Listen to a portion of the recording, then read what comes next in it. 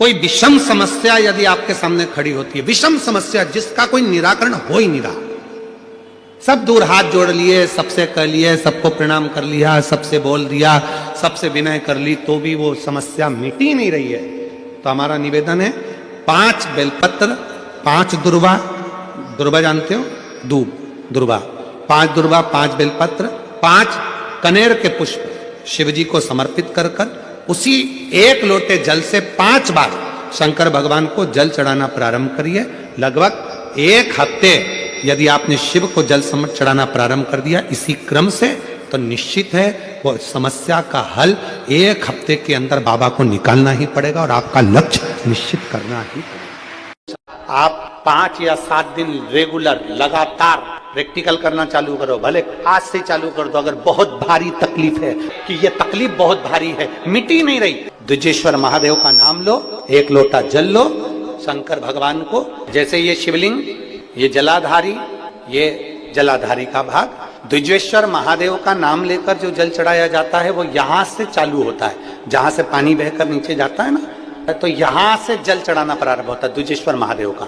द्विजेश्वर महादेव का जल यहां से चढ़ाते चढ़ाते चारों तरफ घुमाते हुए वापिस जलाधारी पर आता है, जहां से जल अपन बह रहा है उधर, फिर वापिस आता है और सामने जहां तुम खड़े हो, चाहे इधर खड़े हो चाहे इधर खड़े हो, वो जल वापिस आकर फिर इसी तरह से धार पड़ती पड़ती शंकर के शिवलिंग पर जाती है और द्विजेश्वर महादेव से प्रार्थना करी जाती है, तो कैसी भी दुख की घड़ी हो वो दुख की घड़ी टल ही जाती है। अगर सबसे पहला कोई अभिषेक करने का देवताओं में क्रम प्रकट हुआ तो वो शिव के अभिषेक से प्रकट हुआ। शंकर भगवान के अभिषेक में 5 चीजें मूल चाहिए। पहले नंबर पर दूध चाहिए, दूसरे नंबर पर दही चाहिए, तीसरे नंबर पर घृत चाहिए, घी, चौथे नंबर पर शहद चाहिए और 5वें नंबर पर शक्कर चाहिए, मिष्ठान चाहिए। अब ये 5 चीजें अपन चढ़ाते चढ़ाते चढ़ाते चढ़ाते पूरा जीवन हो गया। रोज आप शिव जी को चढ़ाते होगे, सावन महीने में चढ़ा रहे होगे, शंकर जी को शिवरात्रि पे भी चढ़ाते होगे, या कोई भी मूर्ति की, चाहे नारायण हो, लक्ष्मी हो, राम हो, कृष्ण हो, कोई भी देवता हो, उनका जब हम अभिषेक करते हैं तो ये 5 चीजों की जरूरत हर व्यक्ति को पड़ती है। ये पंचामृत की जरूरत है। क्यों लेकर जाए हम कृष्ण के पूजन में, हम अभिषेक में ये 5 चीजें क्यों लेकर जाए? उसकी मूलता है। पहले नंबर पर दूध। भगवान शंकर को जब हम दूध समर्पित करते हैं तो हमारे घर का वंश बढ़ता है। क्या बढ़ता है? वंश। जब हम शिव को दूध समर्पित कर रहे हैं, पंचामृत की वस्तुओं में हम जब दूध समर्पण कर रहे हैं, हम अभिषेक में अगर नारायण का अभिषेक कर रहे हैं, लक्ष्मी का अभिषेक कर रहे हैं, राम का अभिषेक कर रहे हैं, शिव का अभिषेक कर रहे हैं, शंकर का अभिषेक कर रहे हैं, या हम किसी भी देव का अभिषेक कर रहे हैं, उसमें दुग्ध मूल है। क्योंकि दूध जब हम समर्पित करते हैं तो ये हमारी वंश की वृद्धि करने वाला, वंश बढ़ाने, ये हमारा वंश बढ़ा रहा है। दूसरे नंबर पर दही।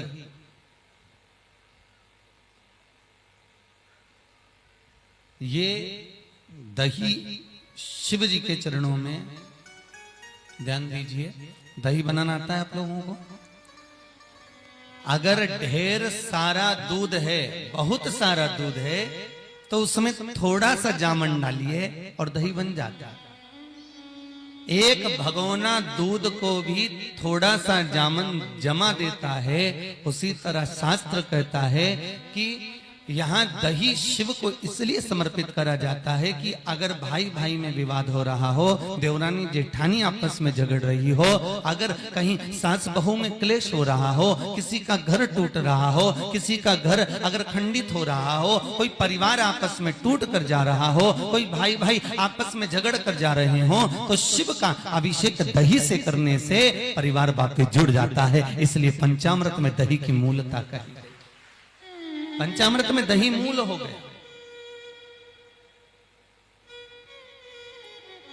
आप लोगों ने भी न जाने कितनी बार अभिषेक करा होगा, परंतु आप लोगों को भी सोचने में आता होगा कि दूध क्यों चढ़ाएं, दही क्यों चढ़ाएं, घृत क्यों चढ़ाएं, शक्कर क्यों चढ़ाएं, घी क्यों चढ़ाया है?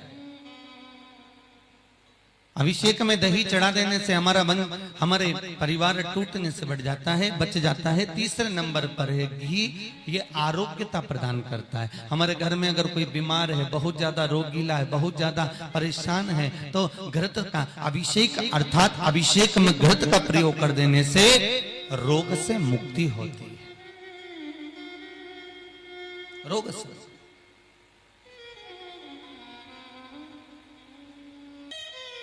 मेरे शिव देने वाले, औघड़ी जटाजूट बांधने वाला स्वयं शिव विश्वास है।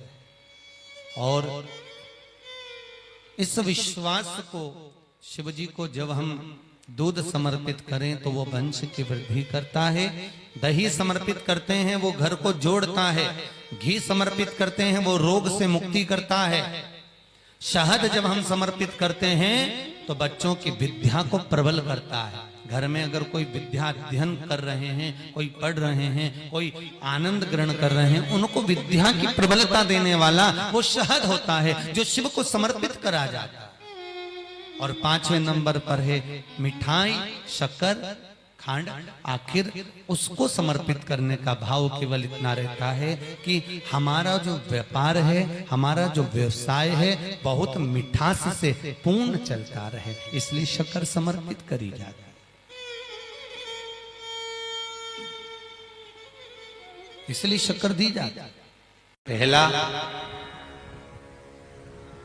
लोटे का जल इसने चढ़ा दिया, दूध इसने चढ़ा दिया, शहद इसने चढ़ा दिया, शक्कर इसने चढ़ा दिया।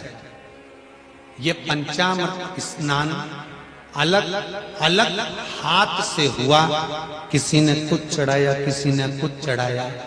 तो शास्त्र कहता है वर भी पृथक पृथक भाग में।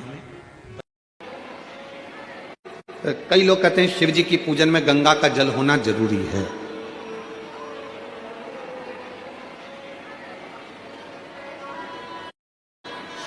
और मान लो तुम्हारे पास में गंगा जी का जल नहीं है तो क्या शंकर जी तुम्हारी पूजन को स्वीकार नहीं करेंगे? अरे बोलो तो जम के करेंगे ना। क्यों? स्कंद पुराण में वर्णन आता है, स्कंद पुराण में वर्णन आता है कि एक बहुत साधारण सी घर में रहने वाली एक दृष्टांत बड़ा सुंदर है। और एक घर में रहने वाली एक रेणुका मां नाम की एक स्त्री थी। थोड़ा ध्यान से सुनना इस स्कंद पुराण के इस चरित्र को। रेणुका, वो रेणुका मां के पास में कुछ भी नहीं था। उसकी एक बेटी थी सुकन्या कर। रेणुका मां की एक बेटी थी सुकन्या, बड़ी सुंदर थी। और रेणुका मां भी शंकर भगवान की पूजन करती थी और सुकन्या भी शिव जी की पूजन करती थी। सरल विधि से पूजन करते थे। मंदिर जाते थे तो जाते जाते कोई वृक्ष की पत्तियां मिल जाती थी, वो शिव जी को चढ़ा देते थे।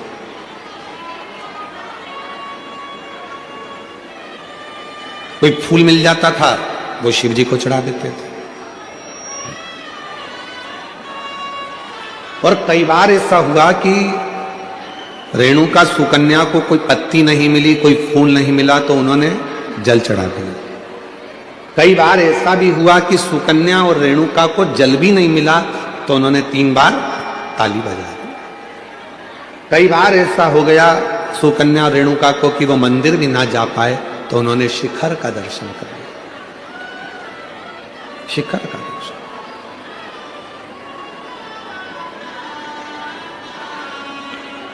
एक दिन रेणुका और सुकन्या दोनों बैठी हुई थी, और रेणुका सुकन्या बैठी हुई थी, और वहीं से एक संत का निकलना हुआ। बड़े विरक्त संत थे, शंकर जी के परम भक्त थे वो भी। स्कंद पुराण का ये बहुत सुंदर दृष्टांत है, अपनी जिंदगी में उतारिएगा। रेणुका सुकन्या बैठी है और वहीं से संत का निकलना हो रहा। विरक्त थे, शिव के परम उपासक थे। उनके मुख से नित्य प्रति ओम नमः शिवाय, ओम नमः शिवाय, ओम नमः शिवाय, ओम नमः शिवाय जपा करते थे। आज संत भिक्षा मांगने के लिए रेणुका और सुकन्या के घर पर पहुंच गए। आवाज लगाई, माता भिक्षाम दे, माता भिक्षाम दे, भूख लगी है, थोड़ा अन्न का भाग दीजिए। रेणुका सुकन्या बाबा की आवाज सुनकर बाहर गई, दरवाजा खोला, आसन दिया, बिछाया, बिठाया, जल पिलाया, अंदर से भोजन ला कर दिया। पूजा की तैयारी कर रही थी शिव मंदिर जाने के लिए सुकन्या, और बाबा की दृष्टि पड़ गई उस पूजन की थाली पर। और जैसे ही संत की दृष्टि पूजन की थाली पर पड़ी तो संत ने बात बात में पूछ लिया, ये पूजन में सारा साहित्य रखा हुआ है पर गंगा का जल नहीं है, तो तुम्हारी पूजन शिव स्वीकार नहीं करेंगे। ये संत ने कह दिया रेणुका और सुकन्या से, आपकी पूजन में, आपकी पूजा की थाली में गंगा का जल नहीं है तो शिव इस पूजन को स्वीकार नहीं करेंगे। अब तो संत कहकर चले गए। सुकन्या की बुद्धि में वो बात बैठ गई और सुकन्या मां के चरणों में प्रणाम कर कर बोली कि मुझे गंगा का जल चाहिए, मुझे गंगा का जल चाहिए। बाबा कहकर गए हैं, संत कहकर गए हैं कि जब तक गंगा का जल पूजन की थाली में नहीं होगा तब तक शिव प्रसन्न नहीं होंगे, शिव इस पूजन को स्वीकार नहीं करेंगे। अगर भगवान शंकर को पूजन स्वीकार करना है, अगर भगवान शंकर को पूजन स्वीकार करना है तो गंगा का जल का होना जरूरी है। स्कंद पुराण कह रही है कि सुकन्या और रेणुका दोनों आंखों में जल भर ली। कहा एक काम करो सुकन्या, तुम गंगोत्री चली जाओ और गंगा जी के उद्गम से गंगा जी का जल लेकर आ जाओ। जाओ। सुकन्या हाथ जोड़कर बोली, मां मैं अकेली कन्या, मैं अकेली स्त्री गंगा का जल लेने के लिए कैसे जाऊंगी? शिव की पूजन सुकन्या ने भी बंद कर दी, रेणुका ने भी बंद कर दी। दोनों शंकर के मंदिर नहीं जा रही हैं क्योंकि संत कहकर गए हैं कि गंगा का जल होना जरूरी है। अब गंगा का जल ही नहीं है तो शंकर मंदिर जाके करूंगी क्या? अब गंगा का जल ही नहीं है तो शिव जी के शिवालय में जाकर करूंगी क्या? ना सुकन्या मंदिर जा रही है, ना रेणुका मंदिर जा रही है। तभी मेरे ओघड़ दानी ने ध्यान दिया और आज भगवान शंकर का चेहरा कुछ उतरा हुआ था तो नंदी ने पूछ लिया, प्रभु क्या बात है, आज आपका मुख उतरा हुआ है, आज आपका चेहरा उतरा हुआ है, प्रभु क्या बात है? भगवान देवादिदेव महादेव ने कहा, नंदी एक रेणुका और एक सुकन्या एक गांव में निवास करती हैं, उनके पास में जो होता है वो मेरा श्रृंगार करती हैं, पूजन करती हैं। एक संत भिक्षा मांगने के लिए आए थे और वो उनको ज्ञान देकर चले गए, उनको बताकर चले गए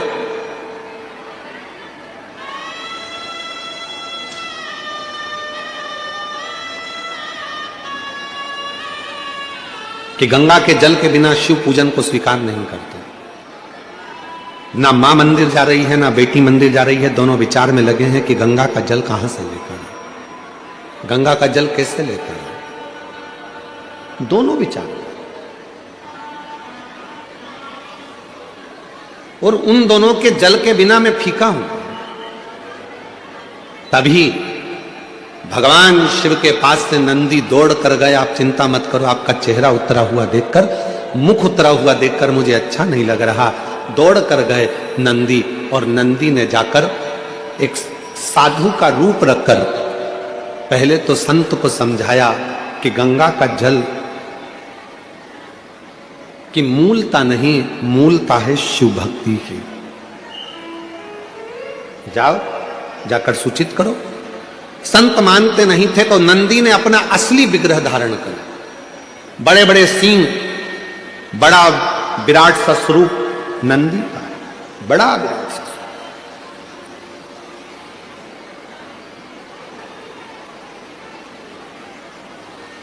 और इतना विराट स्वरूप नंदी का था, इतना विराट स्वरूप नंदी का था, नंदी जैसे ही सामने जाकर उस संत के खड़े हुए और अपनी पूंछ का एक बाल संत के ऊपर जो घुमाया, इतने में संत जमीन पर पड़ गए, हाथ जोड़कर बोले मुझसे क्या गलती हो गई। तो नंदी ने कहा गलती केवल एक हुई है कि वो पूजन करने वाली जिस भाव से पूजन करती थी, जैसी मंदिर जाती थी, जो जिस भाव से पूजता था, उसकी पूजन तुमने बंद करा दी केवल एक गंगा के जल के लिए। ये पूजन में गंगा का जल होना जरूरी है। जाओ। नंदी ने कहा संत, ए साधु, जाकर वो रेणुका और सुकन्या से जाकर कहो कि जब शंकर भगवान के ऊपर एक लोटा जल चढ़ता है, जब शिव जी के ऊपर पानी की एक बूंद गिरती है, जब शंकर भगवान के ऊपर अगर कोई साधारण जल भी चढ़ता है तो वो शंकर के ऊपर चढ़ा, और जैसे उनकी शिवलिंग पर चढ़ा, जटा से लगा, तो वो अपने आप गंगा जल बन जाता है, अलग से गंगा जल की जरूरत नहीं पड़ती। एक रावण संहिता के अंतर्गत 4 तिलक का वर्णन आता है, थोड़ा सावधानी से सुनिएगा। 4 तिलक का वर्णन रावण संहिता के अंतर्गत आता है, और अथर्ववेद में भी कुछ वृक्षों की फल पत्ती का वर्णन आता है, उसका भी स्मरण इस कथा के माध्यम से। पहले नंबर का तिलक होता है सफेद आंकड़े की जड़ का तिलक। सफेद आंकड़े की जड़ का तिलक। सफेद आंकड़े की जड़ देखिए, आप लोगों ने सफेद आंकड़े का पुष्प देखा है? हम आस्था चैनल वालों से भी निवेदन करेंगे कि कथा में जिस जिस तिलक का वर्णन किया जाए उसके पौधे का दर्शन भी कराएं, जिससे लोगों को मार्गदर्शन मिले कि कौन सा पौधा बोला जा रहा। सफेद आंकड़े की जड़ का तिलक, और यही सफेद आंकड़े की जो जड़ होती है संतान प्राप्ति के लिए तुमरुकेश्वर का नाम लेकर कमर में लाल धागे में बांधा जाता है, जैसा आप लोग पहले कथाओं के माध्यम से श्रवण कर चुके। एक होता है पहले नंबर पर सफेद आंकड़े की जड़ का तिलक। यह क्या काम आता है और किस लिए लगाया जाता है? तो शिव महापुराण की कथा कहती है, जिस दिन आपको लगे कि मुझे इस कार्य के लिए जाना है और ये मेरा कार्य सफल होना चाहिए, ये कार्य मेरा रुक रहा है, इस कार्य में बांधा आ रही है, ये कार्य मेरा अटक रहा है, उस दिन सफेद आंकड़े की जड़ को थोड़ा सा घिस कर, और घिसने के बाद उसको अष्ट विनायक में से किसी भी एक विनायक श्री गणेश जी का नाम लेकर अपने मस्तक पर थोड़ा सा तिलक उस सफेद आंकड़े की जड़ का लगाकर चले जाइए। वो कार्य आपका सफल होकर ही रहेगा, भले 8 दिन लग जाएं, 10 दिन लग जाएं, पर सफलता उस कार्य में मिलती जरूर है। पहले नंबर पर आता है सफेद आंकड़े की जड़ का तिलक। दूसरे नंबर पर अपामार्ग की बीज का तिलक। अपामार्ग एक पौधा होता है, आप लोग टीवी पर उसका दर्शन कर रहे होंगे, एलईडी पर आप देख रहे होंगे।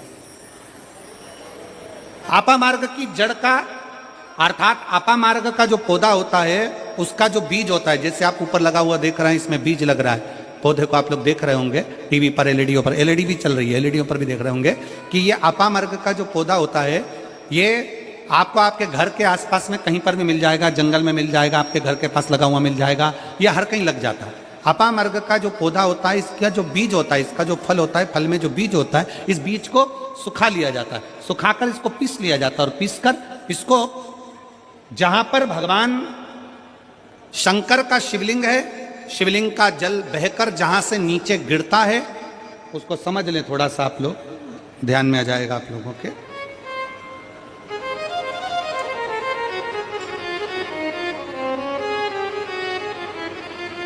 इधर देखिए, शिवलिंग की ओर ध्यान देंगे। यहां जो व्यासपीठ के सम्मुख में शिवलिंग बना है, यह शिवलिंग, और शिवलिंग के सामने से जो जल बहकर, जो जल नीचे की ओर आ रहा है, शिवलिंग के सामने से जल बहकर जो नीचे की ओर आता है, ये जो भाग होता है, इस भाग पर अपामार्ग का जो बीज होता है सूखा हुआ, जिसको आपने पीसा है, उसको यहाँ लगा दिया जाता है। उसी को वापिस लेकर आया जाता है और उस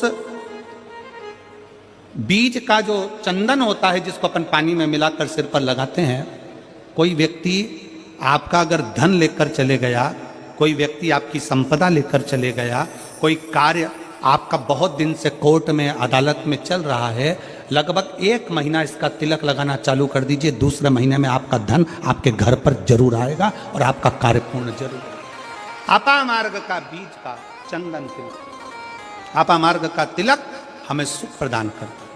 तीसरे नंबर पर होता है दुर्वा। क्या बोलते हैं इधर छत्तीसगढ़ में, दुर्वा बोलते हैं कि घास बोलते हैं?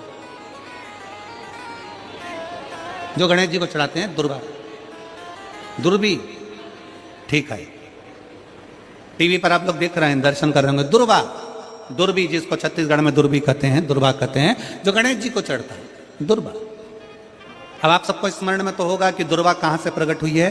तो शिव महापुराण की कथा में विष्णु पुराण को अगर हम अध्ययन करें तो विष्णु पुराण का स्मरण करेंगे या कूर्म पुराण को पढ़ेंगे तो उसमें मिलेगा कि भगवान जब सुमेरु पर्वत को मंथन के लिए रखा गया था, तब वो पर्वत नीचे दबता जा रहा था, तब कच्छप भगवान अपनी पीठ पर उस पर्वत को धारण करे थे। कच्छप भगवान जब पीठ पर धारण करे तो समझ लो भगवान नारायण की जंघा पर ही वो पर्वत रखा हुआ था, जिसको घर्षण किया जा रहा था, घर्षण किया। वो पर्वत जैसा जैसा घसा रहा था, रोम गिर रहे थे, उसी रोम की दुर्वा का भाव हमारे शास्त्रों में आता, उसी से दुर्वा की उत्पत्ति मानी। दुर्वा गणेश जी को प्रिय है। और दुर्वा का फल कितना है? दुर्वा का फल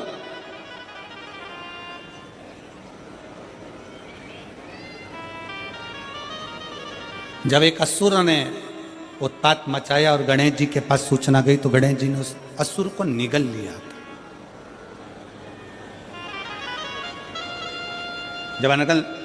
जब देखा अनायास उस असुर की ओर देखा तो भगवान गणेश जी ने उसको निगल कर अपने गर्भ में, अपने पेट में उसको धारण कर, अंदर ज्वाला उत्पन्न हुई। भगवान शंकर ने एक दुर्वा गणेश जी को दी, उन्होंने पाई, अंदर बैठा हुआ असुर समाप्त हो गया। पाप कर्म हो, बेकार कर्म हो, गलत कर्म हो, असत्यता हो, या कई हमारे हाथों से हमारे द्वारा कोई पाप कर्म यदि हो जाता है, वैसे तो संपूर्ण विश्व में शिव महापुराण की कथा कहती है 4 स्थान पर प्रत्येक व्यक्ति से पाप होता है। पहला, झाड़ू लगाते समय छोटे छोटे जीव मर जाते हैं जिसका पाप माथे चढ़ जाता है। दूसरा, अग्नि जलाते समय छोटे छोटे पतंगे जल जाते हैं जिसका पाप मस्तक पर चढ़ जाता है। तीसरा, जल में कपड़े धोते समय, स्नान करते समय छोटे छोटे जीव मर जाते हैं जिसका पाप माथे चढ़ जाता है। चौथे नंबर का, चलकर जाते समय अपने पांव के नीचे, चप्पल के नीचे छोटे छोटे जीव मर जाते हैं जिसका पाप माथे चढ़ जाता है। शिव महापुराण की कथा कहती है एक दुर्वा शंकर जी को, एक दुर्वा गणेश जी को जब हम समर्पित करते हैं तो हमारे मस्तक का सारा पाप अपने आप समाप्त हो जाता है। दुर्वा में इतना तेज हो, दुर्वा। और शिव पुराण कह रही है तीसरे नंबर का तिलक है दुर्वा का। दुर्वा का तिलक, दुर्वा को चढ़ी हुई जब छोटी सी दुर्वा लेकर उसको सूखने के बाद भस्म बनाकर शंकर को चढ़ाकर उस भस्म को लाकर मस्तक पर यदि तिलक लगाया जाए, उस दुर्वा का तिलक यदि मस्तक पर लगाया जाए,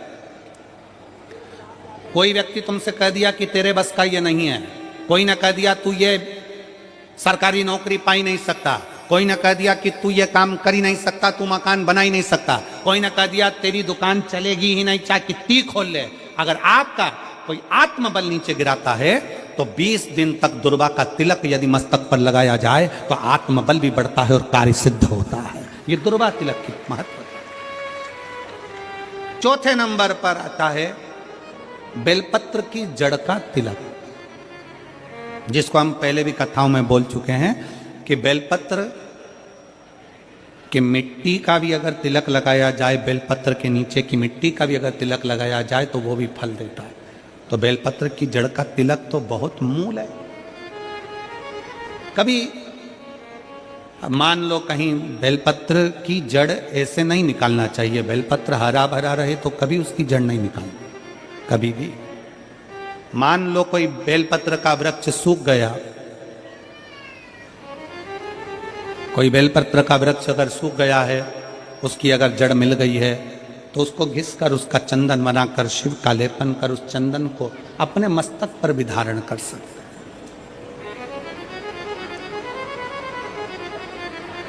क्या होगा उससे?